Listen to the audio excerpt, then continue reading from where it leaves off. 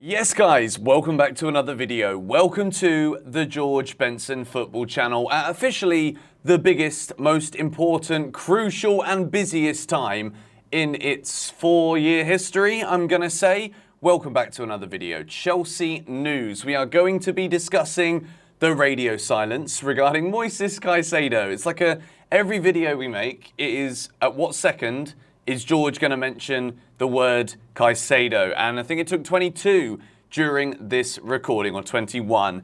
We're going to be talking about the massive news regarding Kepa Arrizabalaga. We thought he was going to go to Bayern Munich. Then it was Real Madrid. Now it is Real Madrid. And we're going to talk about what that means, the repercussions of all of this. We're also going to discuss Tyler Adams. But we are going to, first of all, begin with the news from Sky Sports. There's been a radio silence today from the big guns. And when I say the big guns, I'm talking the top journalists, the journalists that have been keeping us up to date with this Moises Caicedo saga for the longest time. Romeo Lavia also included in this. There hasn't been anything related to Caicedo or Lavia since last night from either Fabrizio Romano, David Ornstein, or a source that I've been following closely, the Secret Scout. This is not because the deal is going to not go through. This isn't because the deal isn't going to happen. It is due to the complexity behind the offer that Chelsea will be looking to make. Chelsea, there's a lot of you that have been saying to me, FFP, how are Chelsea going to possibly pull off a double swoop for Caicedo, Lavia for 165, 170 million, and yet still maybe look at attacking midfielders, striker depth, because by the way, we need a striker as well, don't we? As much as the hype right now is so solely focused on Lavia and that Ecuadorian brilliant Moises Caicedo, we've also got to remember there are other holes across the pitch. And when we talk about the Kepa news to Real Madrid, there's yet another one that appears in Chelsea's squad. This is from Sky Sports News. Breaking. It's kind of breaking a long time ago. It was already broke, but all right. Chelsea are pushing to complete a British transfer record of 115 million for Brighton midfielder Moises Caicedo. Sky Sports News understands that a deal could be agreed before Chelsea kick off their Premier League campaign against Liverpool tomorrow. There's a massive part of me here, and I'm going to say it as a prediction now. I think there will be some kind of announcement in and around the game tomorrow. Whether it is some kind of crazy halftime, let's try and make this the most liked tweet at halftime during a football match ever that had nothing to do with the scoreline, or maybe it is walking Caicedo out with all of the news breaking as it happens live at Stamford Bridge, with medicals being passed, paperwork being signed, deals agreed with Brighton. There's a part of me that thinks this actually will happen because of the silence that we've received. The silence that we've received doesn't mean that Todd Boehly is on the phone. There's a difference, okay? As much as Todd Boehly is new around these English footballing club waters, at least when his club are about to lose their best player, he doesn't fly across the world to America for a family holiday. Daniel Levy has lost Harry Kane. Spurs are really in the mud now, aren't they? But Daniel Levy's on holiday, so don't worry about it.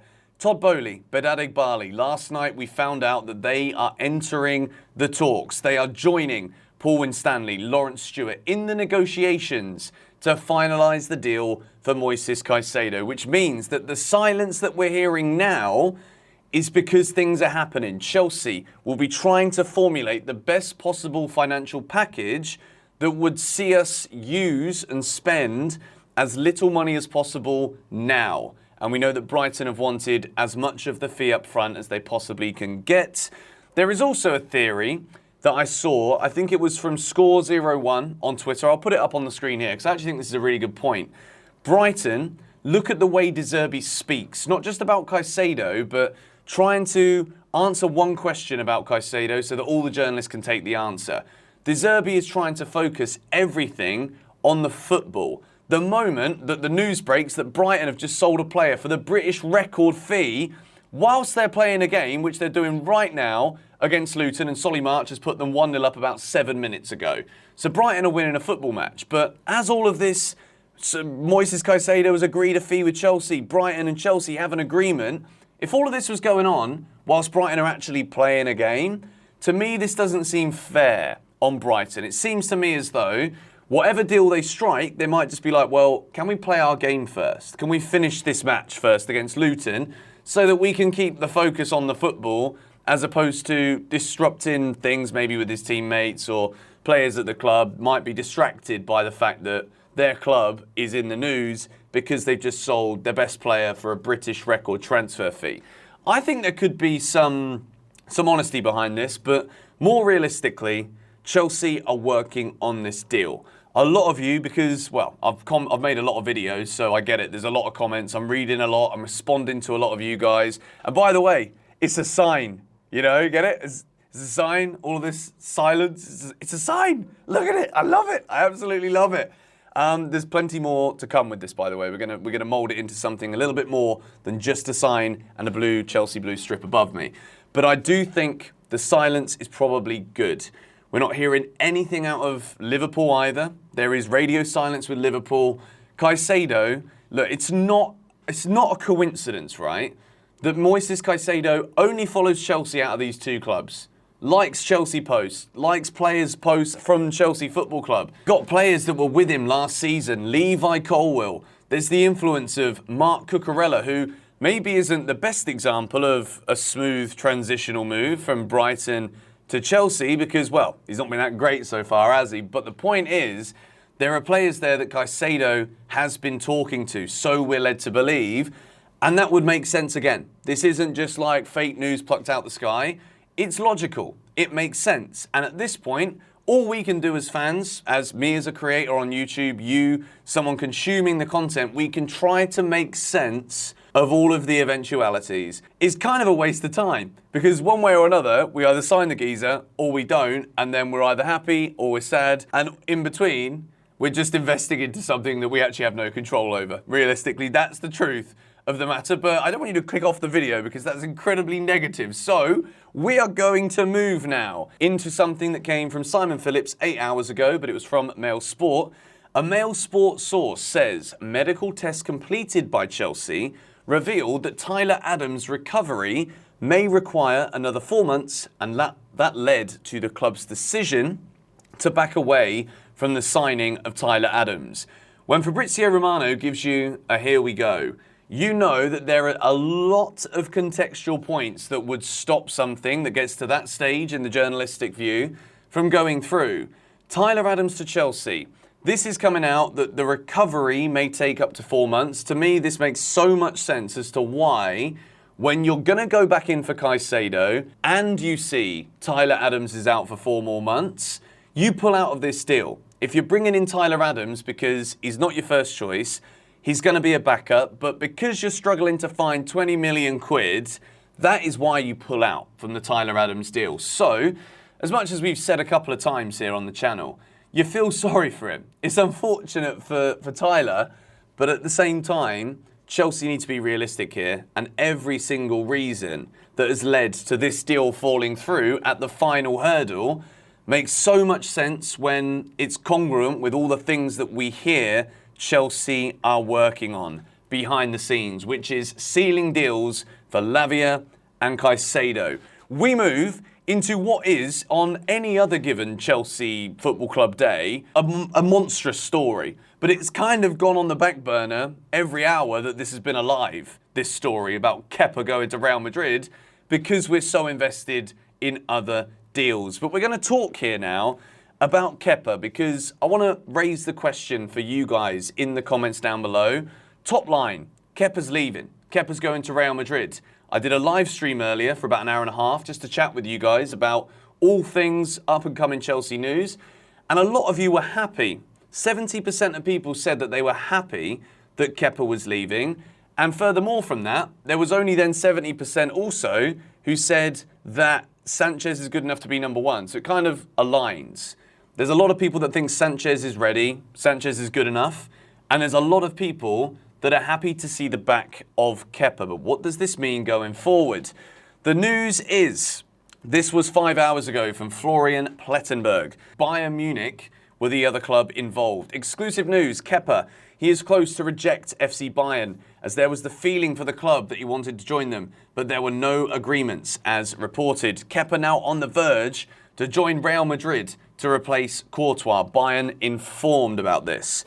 Real Madrid have now contacted Kepa's camp. Discussions are ongoing, with player keen on the move. Kepa open to joining Real on loan. Bayern informed since then, this was a few hours ago now, since then, it looks as though Kepa is going to be sold to Real Madrid, whether that is an outright bid coming in financially from Real Madrid to Chelsea for the permanent services of Kepa, or it's an obligation to buy. I think the final details as to exactly what this move for Kepa to Real Madrid is going to be are still being negotiated, still being finalised, but Kepa's going to be leaving Chelsea.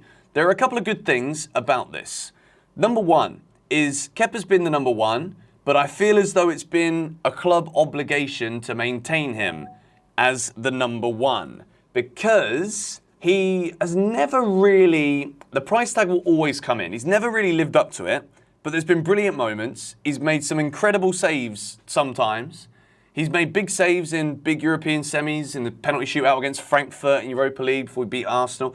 There have been big Kepa moments. There have been great Kepa moments. There have also been calamitous Kepa moments beyond proportion of your average goalkeeper mistake. He doesn't want to go off in a cup final. Yeah, okay. You know what? You get what I'm saying here?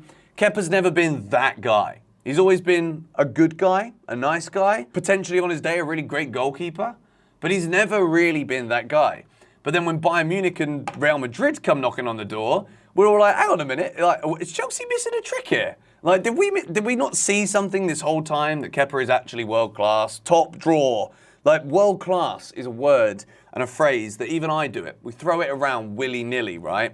But realistically, I don't think Kepa is at the level that the other top clubs who've got top keepers have. And when you look at the benefit that Alisson brings Liverpool, Ederson brings to Manchester City, even Thibaut Courtois, as much as, you know, a lot of you lot may not like the bloke because of the way he left Chelsea or how he left Chelsea, whatever, he, on his day, is probably the best goalkeeper in the world. Bayern Munich have had Manuel Neuer for 10 plus years, 15 years, whatever.